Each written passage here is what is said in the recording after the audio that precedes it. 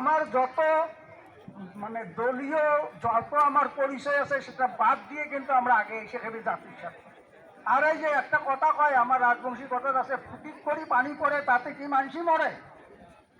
এই প্রচেষ্টা কিন্তু এই যে দুর্বলতাটা আমরা কিন্তু আমারটাই ইয়া করি। আজই যদি রূপসীর নাম রূপসী হয় ফরেস্ট অফিস কাটেও সারাইছর তার মানে এই এরিয়াটা এটাই দেখি মানে রাজবংশী খোঁজ নিয়ে মিটিং যাদের মানে দখল ধরিনি নাইলাম লোকপর ইয়া মাজত যে আমার গাঁও আছে আমার শুনলাম কি ভাই কইছি একটা কথা যে 1800 অবড় গাঁও মানে অন্তর্ভুক্ত করে নিছে, যেটা 10%, 20%, বিলো 30% বড় মানুষ। একজন আমার মুসলিম ভাইয়ে কইছে যে 0%, একজনও বড় মানুষ নাই সেখানেও বলে বিক্রি। তো এটা কি ধরনের চক্রান্ত? এমনি ললিপপ একবারে আছে। ইয়ের আগত ইলেকশনের আগত যেটা ইলেকশন হয়েছে, এমএলএ ইলেকশন হয়েছে, ওই যে জেপি নাড্ডা আসছে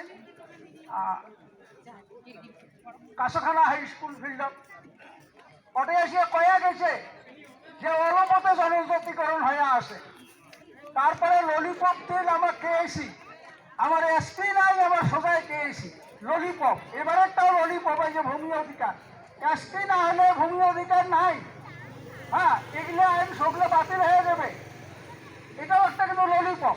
এই যে সরকারের যে ললিপপ দেওয়া জিনিস, এটা আমরা বন্ধ করে রাখা লাগবে। মুই সকালকে স্বনির্বন্ধ অনুরোধ জানা, সকালে একবারই এসো, সকালে একবার এসো। আর এই যে দালাল রূপী যে কয়জন আমার মাতত আছে তাকে চিনাক্ত করো, চিনাক্ত করিয়া যে ভাই তুই কি করি খাস খা, জাতিক পেছাইস না, জাতিক পেছাইলে জাতিয়ে তো ক্ষমা করবে না।